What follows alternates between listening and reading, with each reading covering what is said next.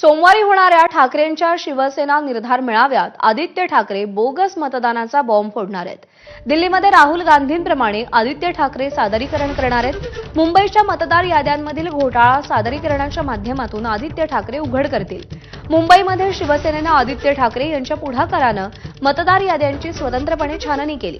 त्यात प्रचंड घोळ असून तो कशा पद्धतीनं करण्यात आला आणि आगामी महापालिका निवडणुकीत बोगस मतदान होऊ नये यासाठी काय खबरदारी घ्यायची आहे याचं सादरीकरण आदित्य ठाकरे हे निर्धार मेळाव्यात करतील.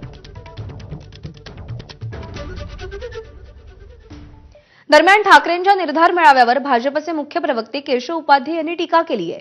मुंबई आमचीच आणि मुंबईकर आमच्याच पाठीशी असा कंठशोष उबाठाकडून सतत सुरू असतो.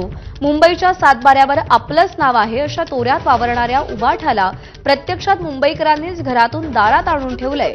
त्यामुळे कितीही वल्गना केल्या तरी उद्धव बाळासाहेब ठाकरे गट कधी 75 ते 85 नगरसेवकांपलीकडे जात नाही असा हल्लाबोल उपाध्यांनी केलाय.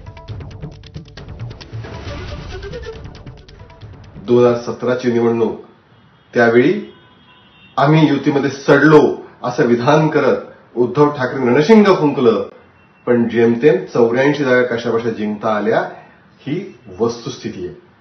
आता तर कट्टर शिवसैनिक एकनाथ शिंदेसोबत आहे. त्याचबरोबर अन्य भारतीय जनता पार्टी ज्याची ताकद होतीच ती पण सोबत नाहीये. त्यामुळे आता येणाऱ्या महापालिका निवडणुकीत ओहोटी आणखीन कशी पुढे आणखीन वाढत जाते याचं प्रतिबिंब प्रत्यंतर आपल्याला आल्याशिवाय राहणार नाही. मतदार याद्यांचा घोळ उघड करण्यासंदर्भात महाविकास आघाडी